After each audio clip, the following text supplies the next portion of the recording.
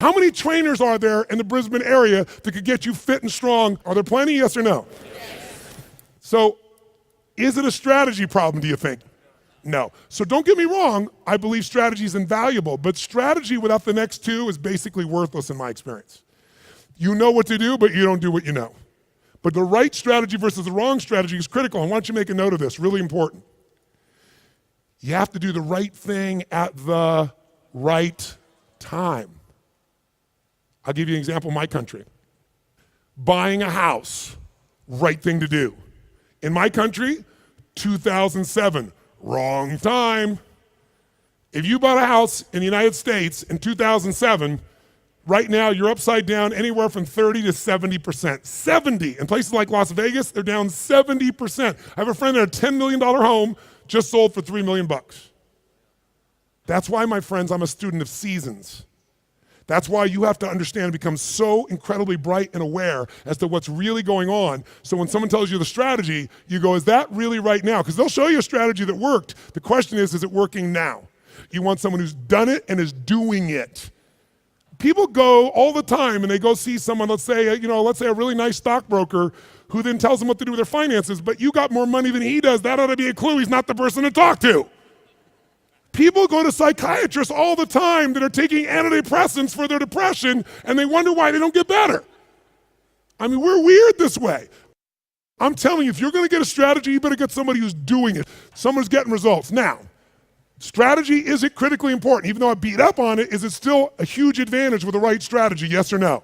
Yes. So what's the second thing? The second element, though, that affects whether you're gonna use the strategy or not is the story you tell yourself. Does that make sense? Because if your story is, I'm big boned, or I've tried what? I've tried what? Everything. If you tried everything, you'd have the answer.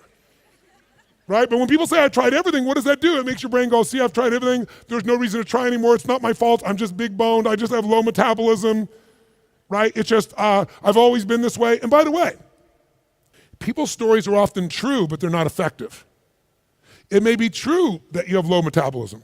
It may be true that you're big bone, but that's not why you're fat. It's because you're doing nothing to change your metabolism.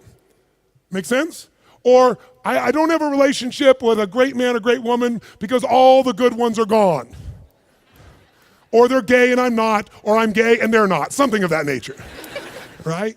Isn't that a common story people tell themselves? And what does the story do? It kills your hunger, it kills your drive, it gives you a reason not to face the discomfort. We've all lived in a society that has trained us since we're this tall now. Most of you, by the time you're 21, saw 2 million commercials and had to instantly get out of pain. Instantly out of pain. You know what the problem with getting out of pain is? It takes away the purpose of drive. How many of you know somebody who takes antidepressants right now and they're still depressed? That's because they have the same story. Even though they changed their biochemistry, the same story brings them to that lousy place. If your story is, I don't have the resources, that story is gonna kill your future. If your story is, I can get any resource I want if I find a way to add enough what? Value to other people's lives, then you can get the resources. It's so amazing. I don't know, because in Australia you don't have a lot of places to go. I know there's a few, but how many of you in this room ski or snowboard? In skiing or snowboarding, if you take up the sport and you get on a really vicious hill, what they call a black diamond hill, there's edges where if you don't stop, you go to the edge and you'll die. And what happens is when you're brand new and you're starting to skid out of control, most people slam themselves on the ground and try to hang on to the hill for dear life. And those are the people that will never master skiing or snowboarding because they let their fear of the edge push them down. The person that goes, I'm gonna dig in, I'm gonna work even harder, I'm gonna carve. It's scary as hell, but I'm gonna stay with it. They learn to carve. Those are the people that have skiing or snowboarding be something they love for the rest of their life. Your story is everything, my friends. And by the way, I'm not lecturing you, I'm sharing with you because I've learned by my own stupidity. That's the only reason I can share this. But you change that story, you'll change your life. Give up the story that limits you. It may even be true. You may have ADD.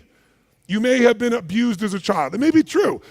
But that story is not why you don't have great relationships or a great business now. You don't have great relationships or great business now because you're so afraid of trying and failing, you keep telling that story instead of taking action. Third key, the most important key. Because by the way, if you come to somebody and they go, well, I'm big bone, and you go, that's just your story. They're going, I'll show you a story, I'll beat you to a pulp. We have to do this to ourselves. But if you are gonna help someone change, including yourself, you need the third element, it's the most important element, and that is you need the right state. State, or Australians call state. State. If you're gonna have the right state, then what you have to understand is your state determines how you think and feel, right?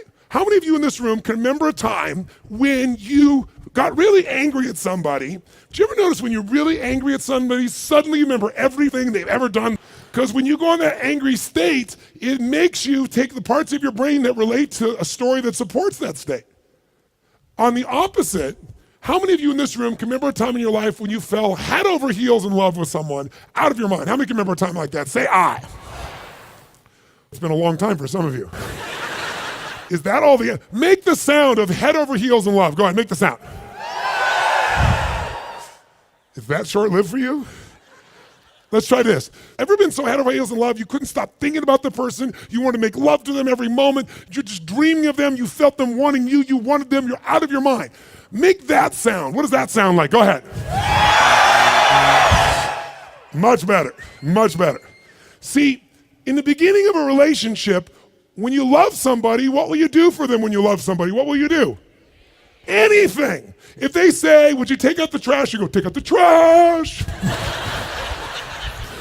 Right?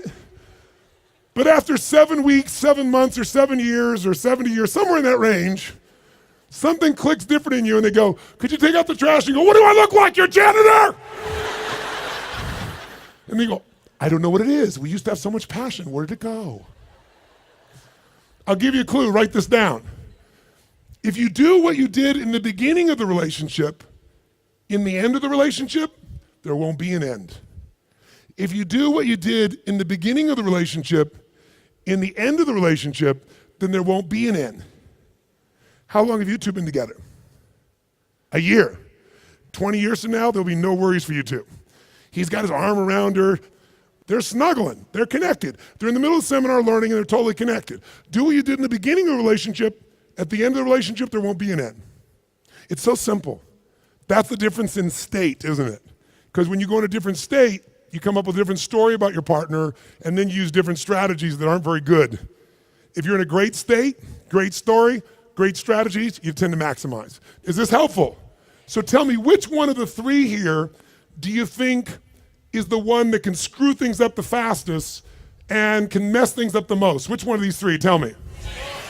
Story is the one that will sustain the problem. The one that can change everything the fastest is the state.